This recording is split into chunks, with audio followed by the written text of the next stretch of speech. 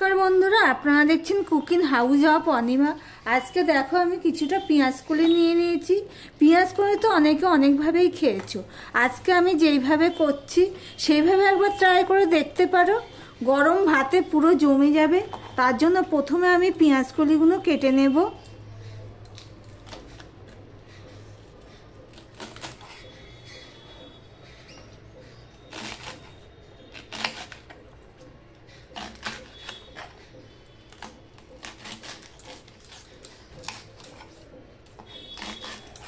এইভাবে যদি একবার বানিয়ে খাও তাহলে বারে বারে বানিয়ে খেতে ইচ্ছা করবে।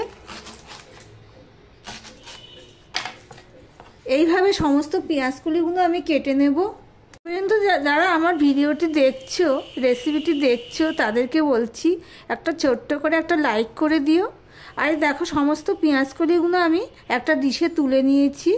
এবার এগুলোকে আমি ধুয়ে নেব আর এর সাথে যা যা লাগবে সেগুলো সব আমি কেটে নিয়ে ফিরে আসছি।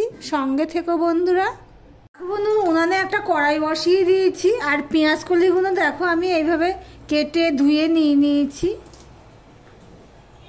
এবার আমি এখানে জল দিয়ে দিলাম।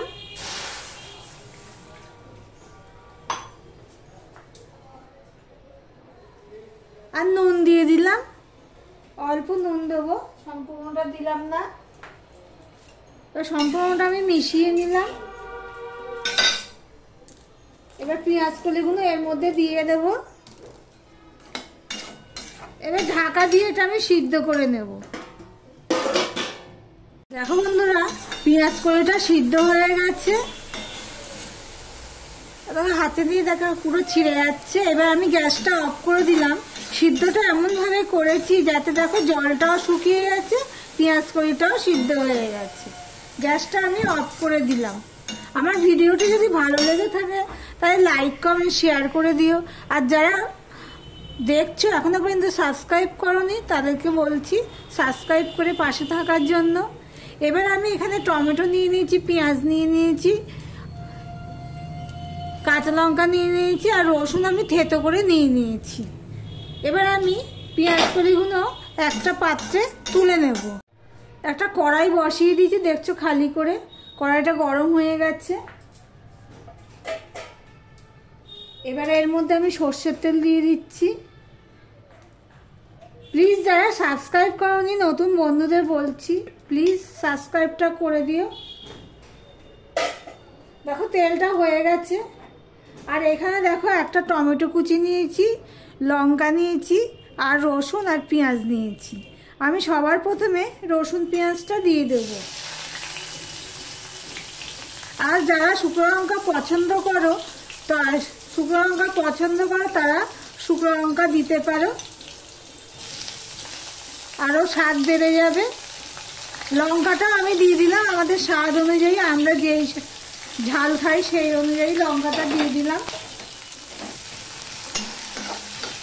দেখো পেঁয়াজটা প্রায় বাদামি কালার হয়ে গেছে। এর মধ্যে আমি তখন নুন দিইনি। আমি দেখো স্বাদ অনুযায়ী নুন দিলাম, কেন পেঁয়াজগুলি সিদ্ধ করার সময় আমি নুন দিয়েছি, সেটা মাথায় রেখে আমাকে নুনটা দিতে হয়েছে। এবার দিয়ে দিলাম টমেটোগুলো। এবার টমেটোগুলো নরম হওয়া পর্যন্ত আমি অপেক্ষা করব। ঢাকা দিয়ে দিয়েছি টমেটো নরম হওয়ার জন্য। এবারে দেখো পেঁয়াজ কলিটা যে আমি নিয়েছি আমি এর উপর রাখলাম আর ক্যামেরাটা সরালাম না। এবার এগুলোকে আমি এইভাবে চটকে নেব ভালো করে।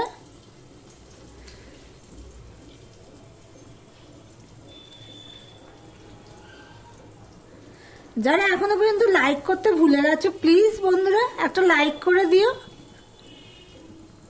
এবার সম্পূর্ণটা আমি এইভাবে চটকে নেব। দেখো বন্ধুরা সম্পূর্ণটা আমি ভালো করে চটকে নিয়েছি, মানে ভেঙে নিয়েছি পুরো।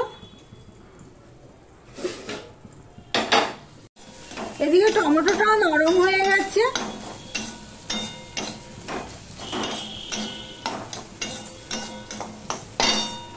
এবার যে পেঁয়াজ কলিগুলো আমি সিদ্ধ করা পেঁয়াজগুলো আমি দিয়ে দিলাম।